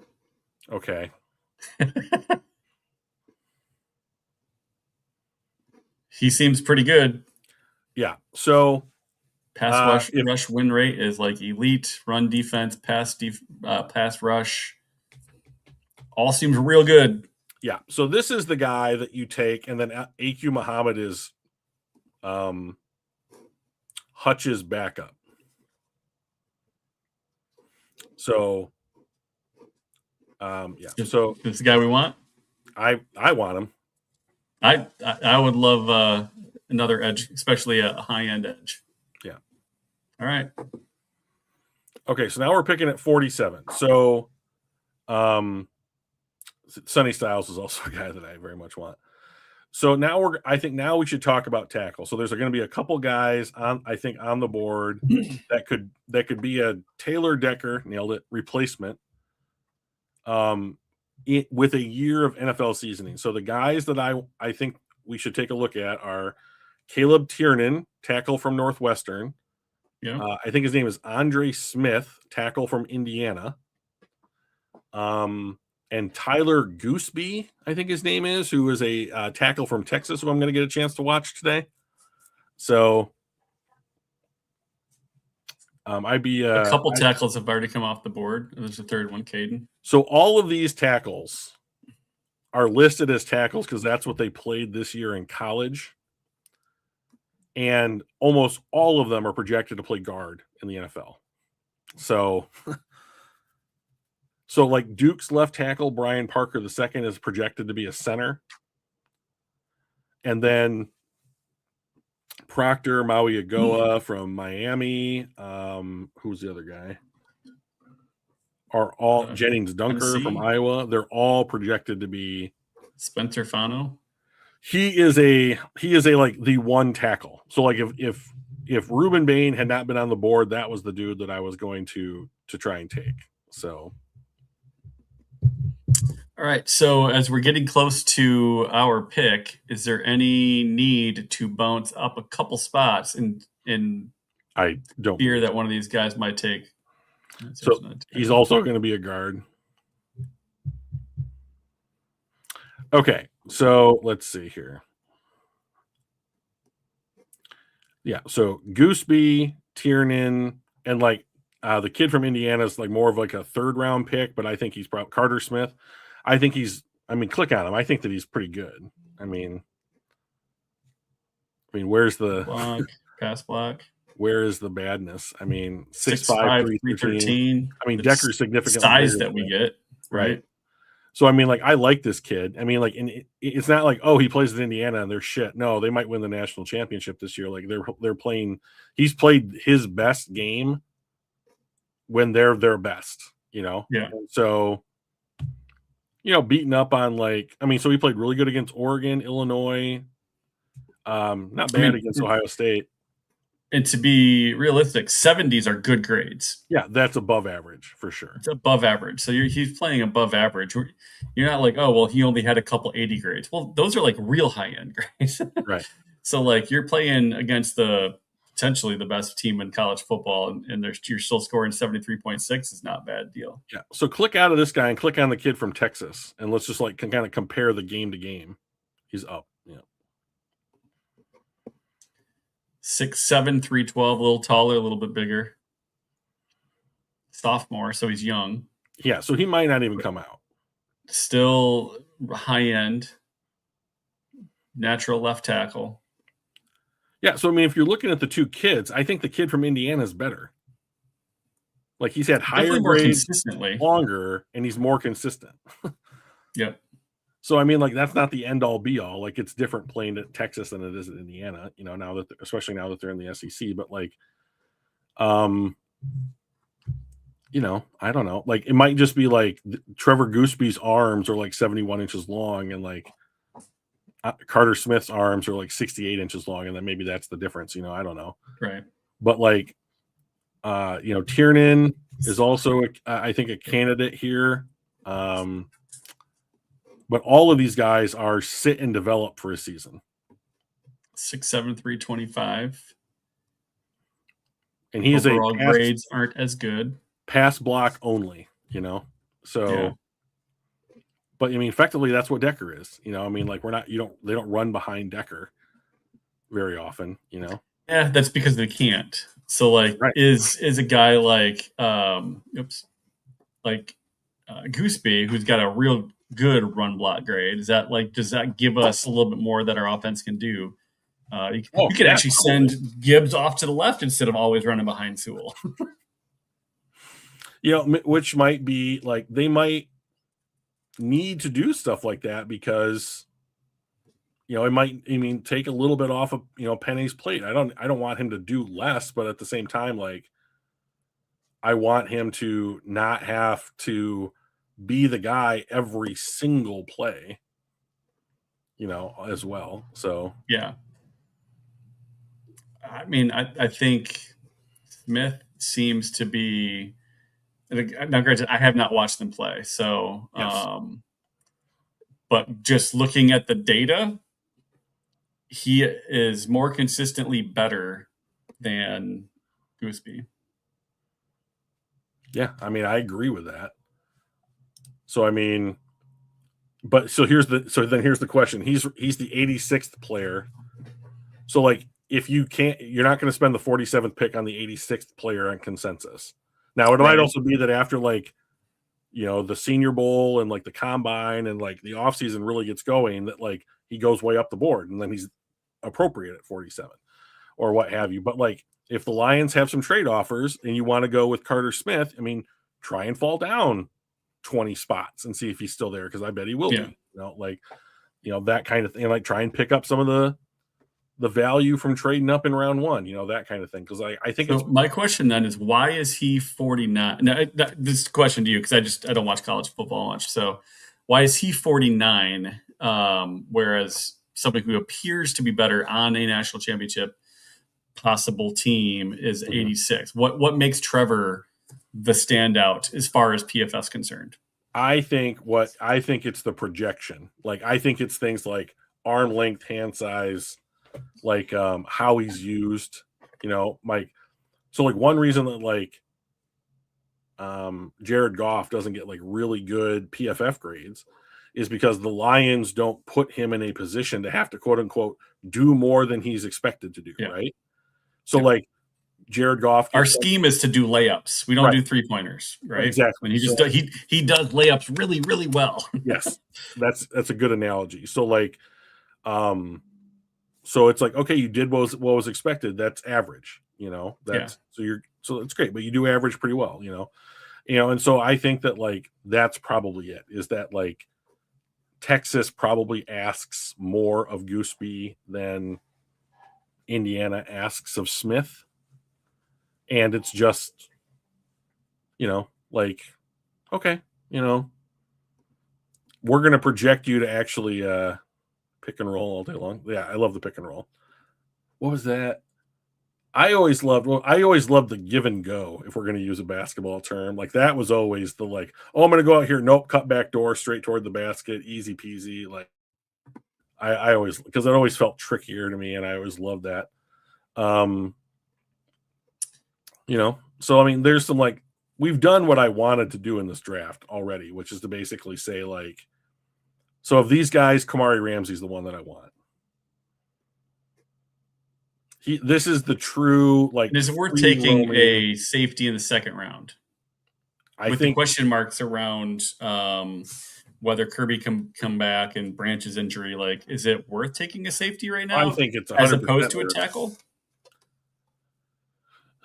Well, so I mean, like, I think that the safety pick is for now, and the tackle pick would be for later. So I think that's the question that you have to know going into the draft is when presented with these options, which they will be presented with these options in some form during the draft. You have to know if like, are we drafting for this year or are we drafting for the future? Like that was the problem, I think, with the Tyleek pick was that they felt like they had to draft a guy at that position because Aleem was hurt, and there was literally no other candidate guy to fill that role, and then they barely played him because he's a rookie, and they just don't play rookies a ton. So like, what do you think they do, Mike? Would you draft for the 2026 season, or would you draft for the Lions' future? I have an idea of where you'll choose. I mean, I think that you and I have talked a little bit about windows, right? Yep. One of the things that you try to do when you build through the draft is to create the longest window possible.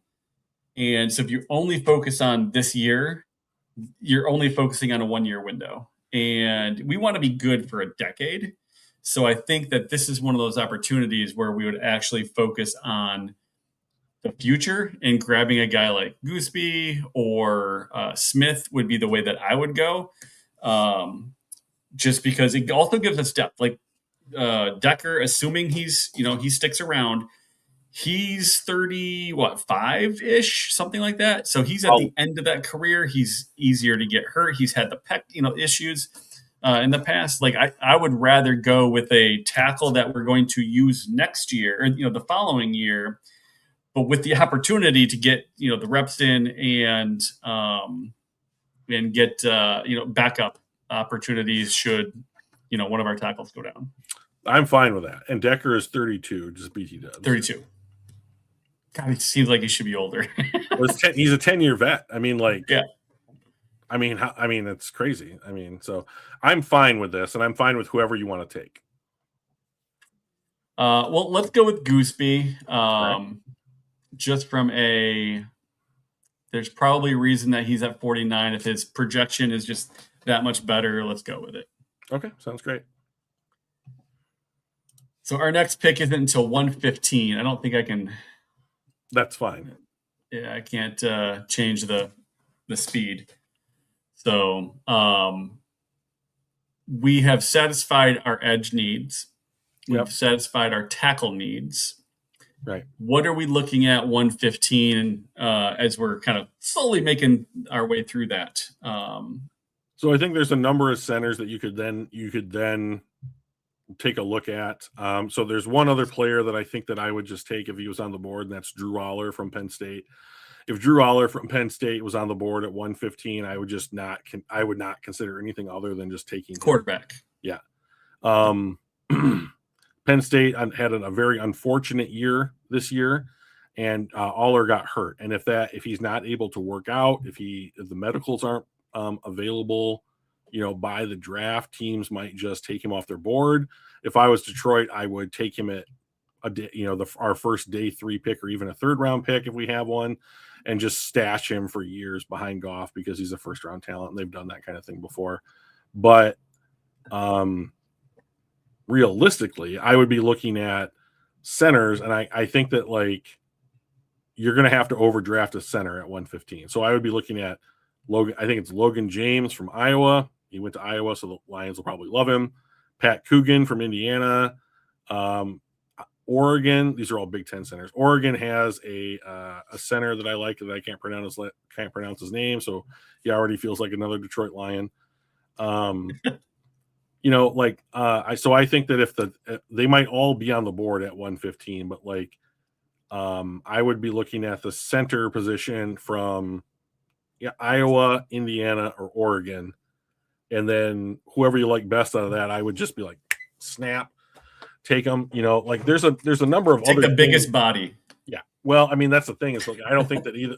If any of the biggest body might be the guy from Oregon, and if he's 320 pounds, I'd be surprised. See, that's the thing is if they go to the draft to get a center, I don't know that you can get the kind of center that they want, height, weight, and speed, with the talent that they're going to need from that player. Yeah, to do it. So I don't have know to adjust, right? Yeah. I mean, what does that look like? That's the other thing is can this coaching staff adjust? Well, we haven't adjusted too well this year. No, we have not. Hey, did you hear about what was it? Stephon Diggs is charged with strangulation. Strangulation, yeah. What are we doing? I guess it happened on December 2nd, so I'm not sure why he's currently getting charged or whatever. I mean, the wheels of justice take a long time to do anything, right? Ugh. All right, we're coming up. Let's see who we got.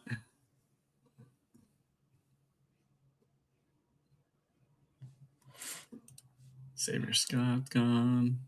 I mean, I also like Xavier Scott. All right, so let's take a look at centers.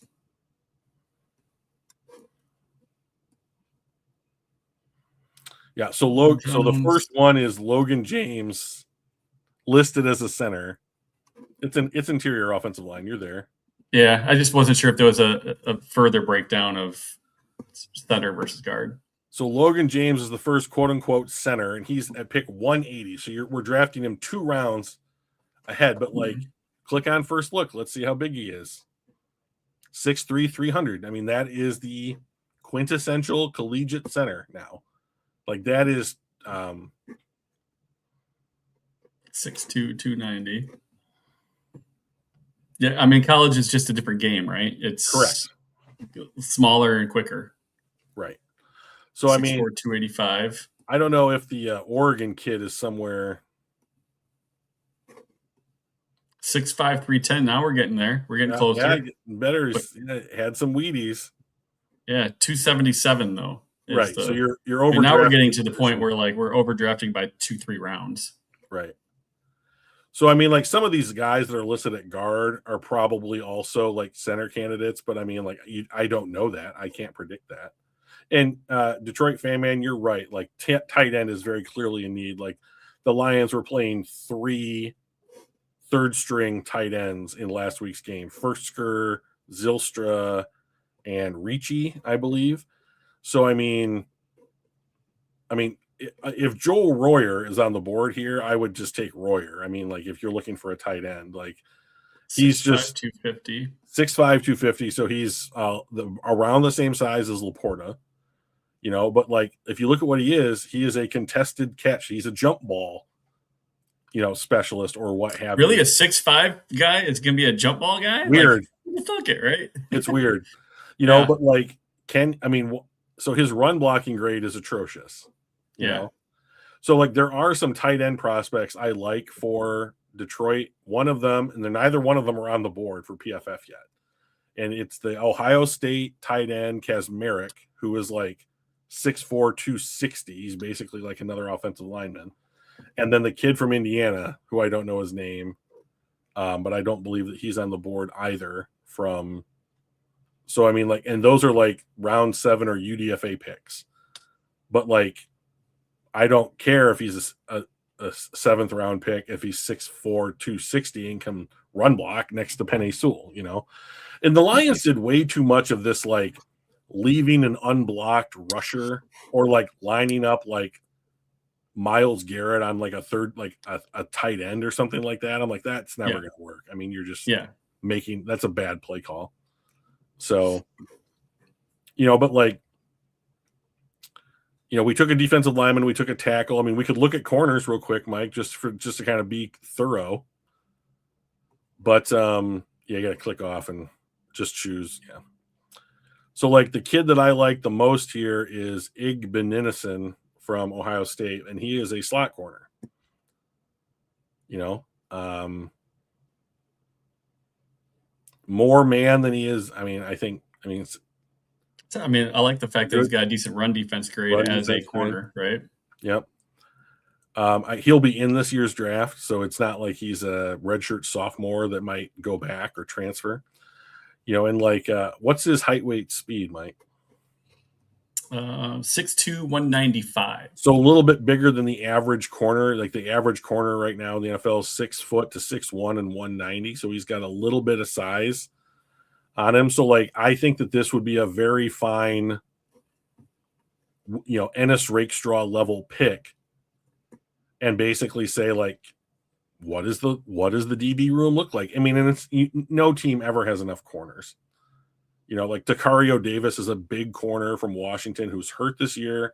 Sounds like a Detroit Lion, you know, like, but the other thing that I think is that like, yeah, I know. But the other thing is like, if the Lions don't want to have injury problems on the team, you know, in week 12, don't draft players with injury histories. You know, I mean, Levi Onwuzurike had an injury history. Like he has had injury issues in the NFL, you know, like, don't do it. I think just looking at our pick number and where those are, you know, projected to go, there's no point in picking somebody in the 160s, 180s when we're at the 115 mark and we've got picking, you know, at 154. So I would say, you know, best player available kind of thing with, you know, matched with our need of a tight end. I'd say one of these guys would probably be my pick. Okay. So you tell me, you said Royer was the guy that you'd go with? Royer's the one I've heard something about. Well, let's go with Royer. Okay.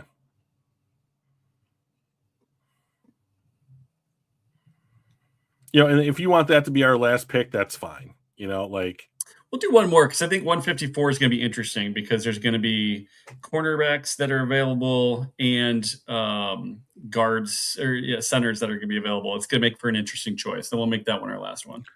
So, okay. So the guy that runs this board, his name is Trevor Sikkema. He works for PFF.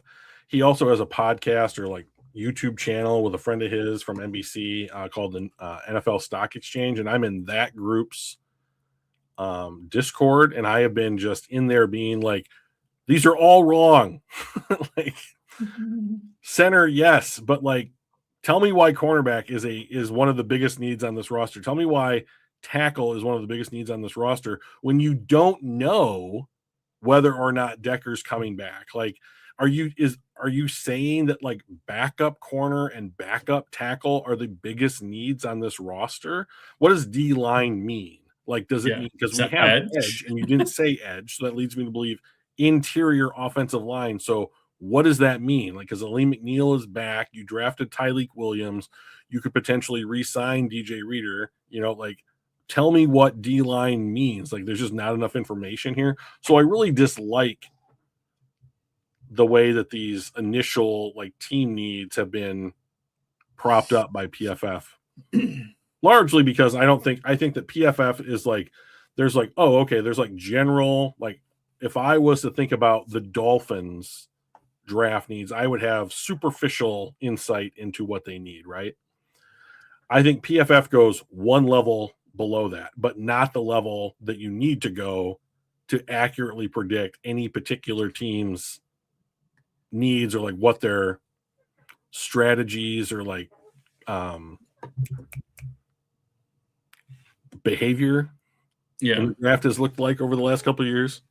So. And I do think that the needs like backup quarterback or backup tackle, I think those are the kind of things that noting whether you need a backup. So like if you're like, oh, I need a backup tackle, but I also need a starting, safety. Those are the things that you have to think about. Is all right. Well, we've got Jalen Stroman here, and assuming we didn't already take a tackle. When we think about tackle being a need, we can go, oh, well, we actually just need a backup. Would we rather have Jalen Stroman as a potential starting safety or a more likely to be starting, or are we looking for depth in future? So I think it would be cool if they actually just showed like, backup needs, like actually denoting whether it's a backup need or a primary need. Oh, yeah, I will make that recommendation and take credit for it. Thank you, Mike. All right, so this will be the last one that we do. We are round 5, pick 15. We're at pick number 154. And we could use safety help. Yep. Potentially. Cornerback help. We took tight end, so we could use the center at this point. We have taken a tackle, an edge, and a tight end, right? Yep. So we could use a center.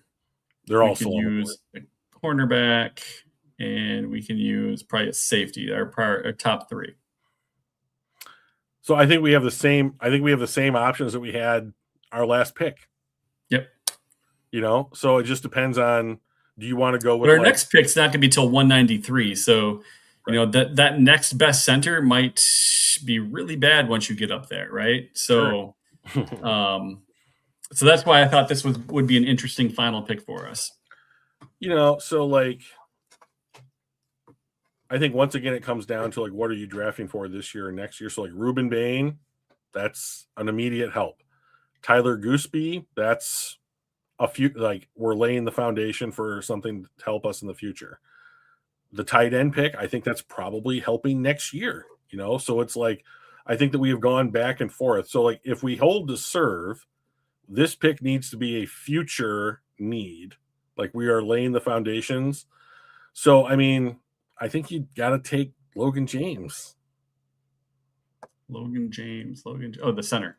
Yeah, Jones. Logan Jones. Yeah. I mean, that's what I would do as well, because I think by the time our next couple picks come up, the center. I mean, we're already at the probably tier 2 of the center group, right? And I think there's going to be a big drop off between this group and then the final group. So I would go center as well. All right.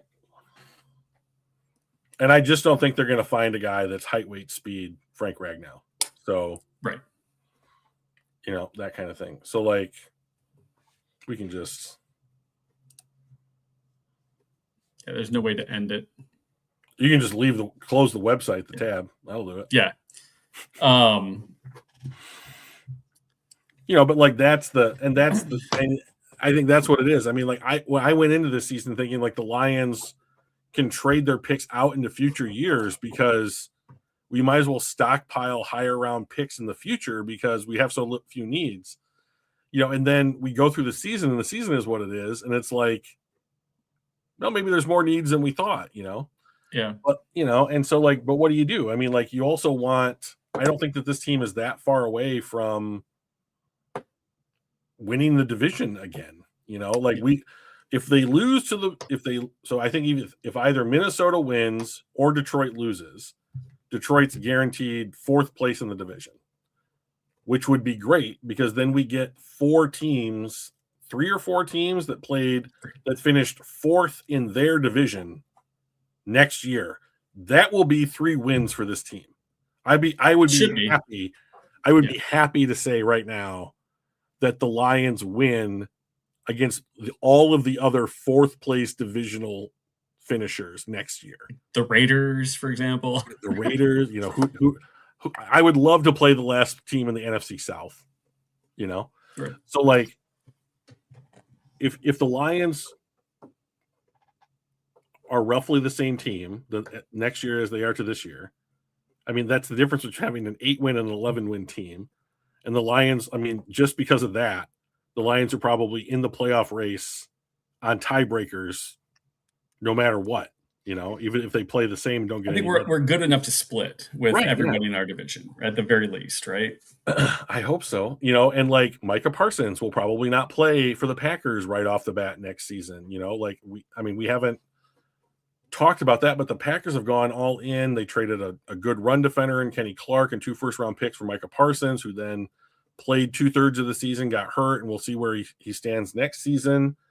That kind of thing. But like they were all in on this idea that like we're ready to go now, and so let's go get a difference maker, or what have you. And so like, is our trade up for Ruben Bain in this particular mock like that a version of that, because there's a world where like you sign DJ Reader to like a 1-year deal. Frank Ragnow comes back, you trade up and you get like a Ruben Bain who slips 3 spots or whatever from where he's projected to go. And you're in a position to make that jump because you had this bad season. And now all of a sudden Aiden's got his 100+ pressures and 12 sacks again next season. And you have, a guy that might have the same number of sacks on the other side, and like,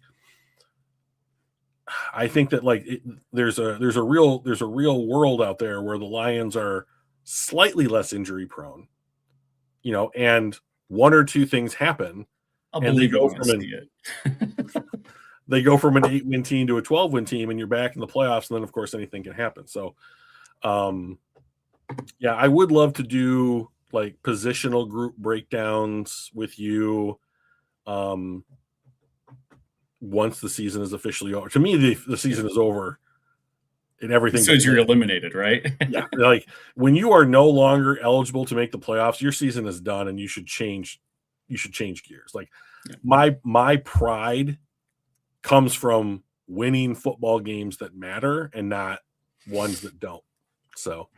All right. So before we go, we've already gone almost 2 hours. We got 10 minutes until we hit the 2-hour mark. So in the next 10 minutes, I want to get your thoughts on MVP race, Drake May versus Matt Stafford.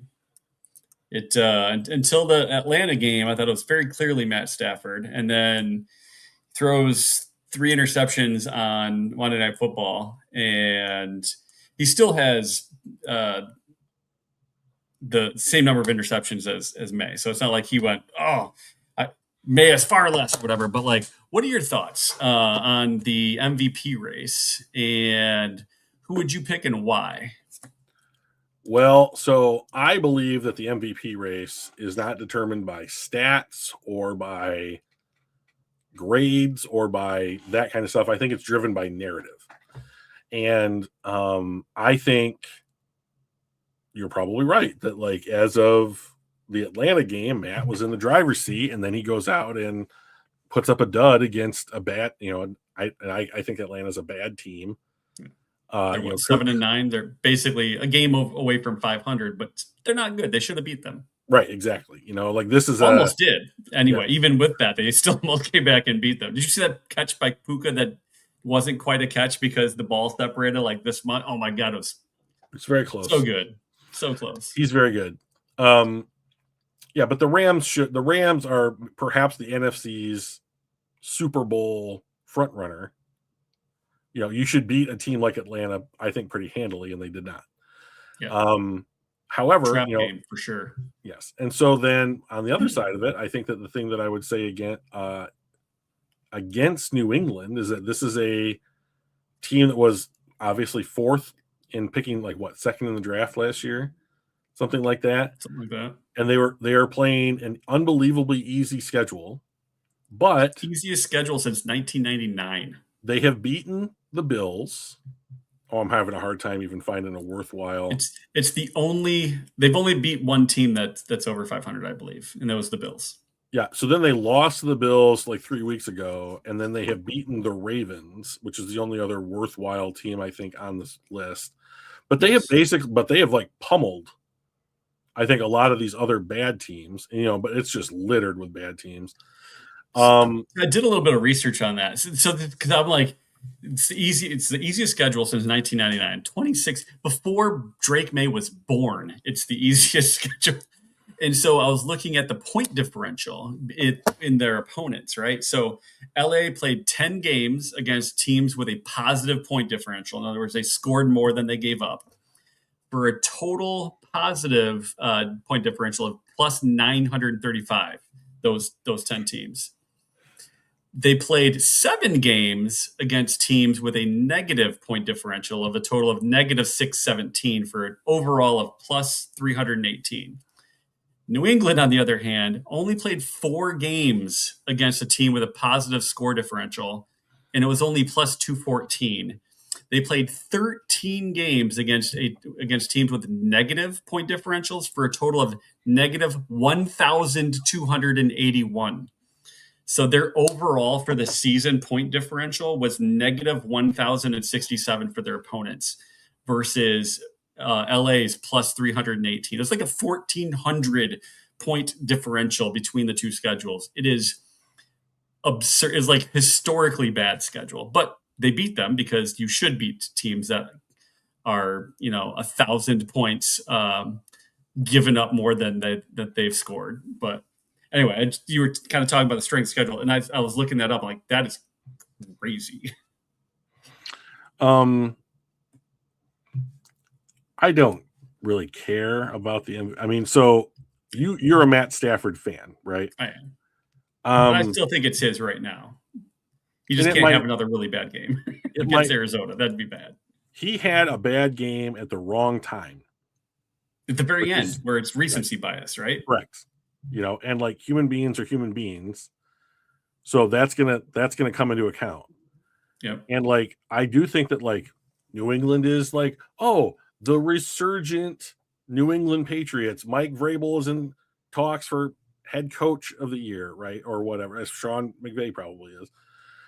And whatever, and like which way do people want to go? Because like I know like in the NBA, when it comes to like you could give Nikola Jokic or Giannis Antetokounmpo the MVP every year until they no longer play, right? Yeah. And it's kind of like, do you just want to vote for someone new? If it's one of those years, it's probably going to go to Drake May. And if it's like, are we going to look at the season as a whole and like what's going on? Because like I think you can make the argument that like May's doing more with less than what Stafford is, but Stafford's probably the better player. He's doing. Career. Well, I wouldn't even say he's doing more with less because he's behind Stafford in all of the metrics. Like Stafford has more touchdowns by like 30%. He's got more yards. He's the number one PFF graded quarterback in the NFL. And he's doing all of this against the hardest schedule in the NFL versus the easiest schedule in the NFL. So like, I wouldn't say Drake's doing more with less, but his team won their division, and you should when you're playing, 13 garbage teams. And Right. you're only playing 4 that are worth that. But I think his age has a lot to do with it. Like, this is his second year, and being number 2 is still amazing. Like, he's having a great, and I'm not trying to take anything away from May.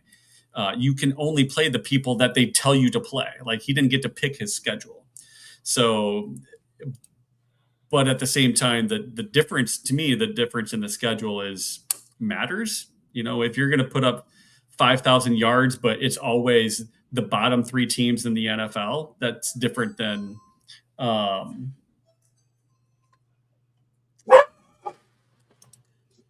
that is company. So I'm going to have to let you go, Drew. But yeah, I think I'd vote Stafford for May. Sorry. Yeah.